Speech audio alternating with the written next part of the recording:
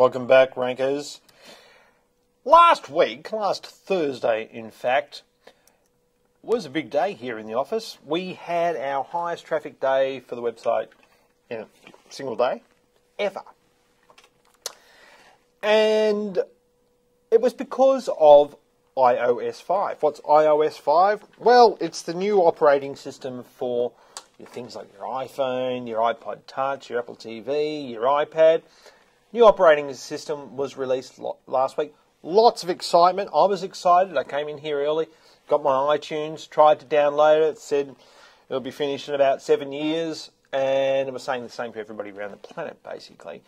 It wasn't able to be downloaded. It was just getting hammered. The Apple server was getting hammered because everybody wanted this piece of software.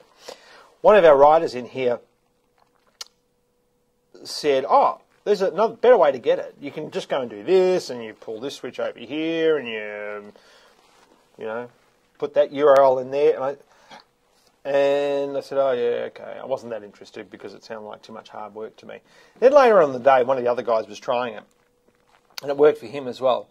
And I think it was Byron, and he said, you know what, this will make a great blog post. And all of a sudden we all just went, oh yeah, of course it would. Why didn't we think of that earlier? Duh.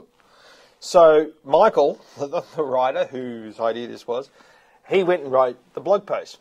Anyway, this is the page that got us about, 650 views in about, it was about 36 hours, I guess, something like that.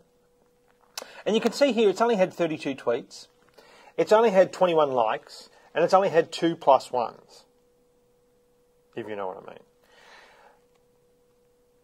I know what you're all thinking, 3, right? But that's it. That's all the backlinks it's had that we initiated with. And we didn't go and put our backlinks on networks. We didn't go and jump into forums and put backlinks in forums. It was just that.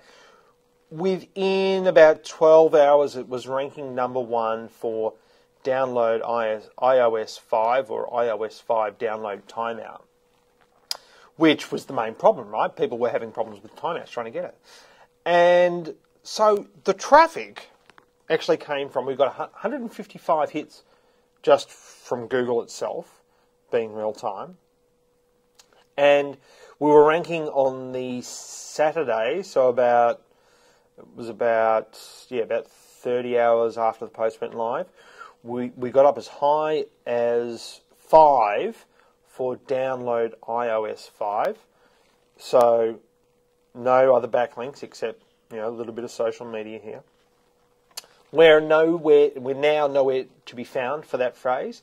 We got to #1 for the other timeout phrase, but this phrase here, download iOS 5, we only got as high as 5, and then it disappeared. And the only linking that we did was here. And this is what you would typically expect with social media signals. For Google, they're time sensitive. They have a short lifespan unless people keep talking about it. If people keep talking about it and keep sharing it, then Google will keep taking notice.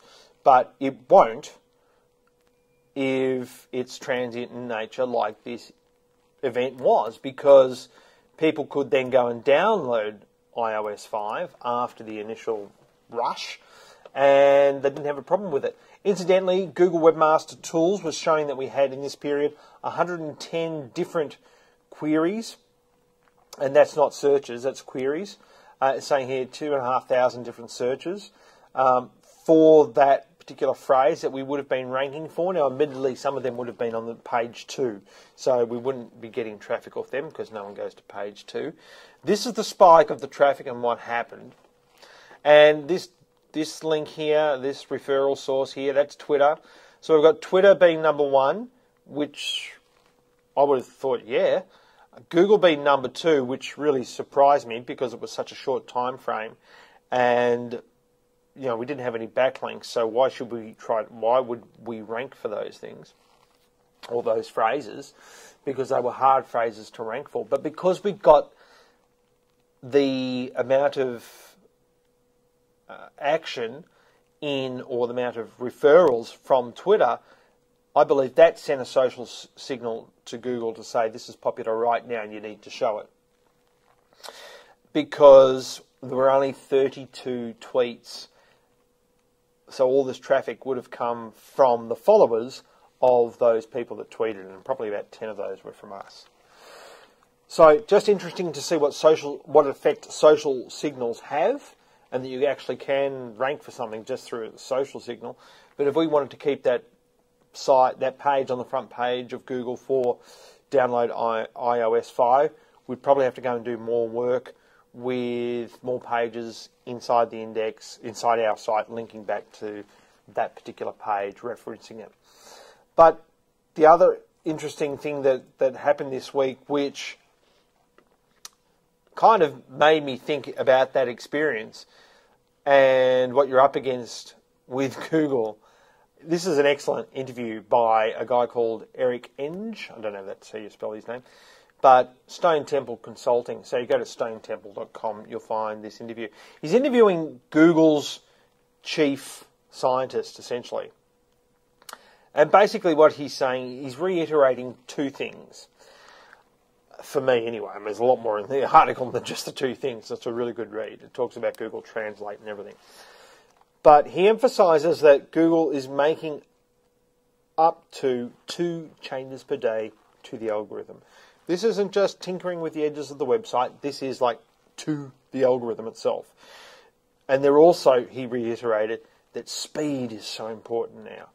You've got to have fast pages. You've got to have fast delivery. Because Google's even going to, and this article brings out, Google's even going to the extent of trying to guess what it is that you're searching for and the most relevant page for that search, and is trying to cache it in the background for you. If you've got a slow website, they're going to ignore you. You're not going to be included in that because it's going to hold up the user experience too much. And we've seen it time and time again. Slow sites equals bad rankings. The other interesting thing that came out this week, if you are, if you use Google Webmaster Tools regularly, you may be a bit flummoxed. It's always not concerned me, but thinking, why are you telling me that, Google? That doesn't make a lot of sense. And it's under this diagnostics area, under crawl errors. And it says here quite clearly, these are crawl errors. And then it says here, restricted by robots.txt. It's like, well, why are you telling me that's an error? And I've gone through and restricted all these parameters, reply to common. If you've got a WordPress site, you'll know why I've done that. But why are you telling me this is presumably an error? Well, there was an excellent discussion that Matt Cutts was involved with last week. And it was about how sites can get pushed out of the search results if they have a lot of auto-generated pages, which, from search and those sorts of things, which Google doesn't deem to be that useful to the user.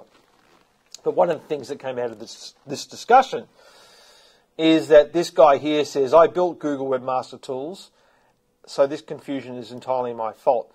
The fault that he's talking about is that what's restricted by robot.txt is coming up in crawl errors.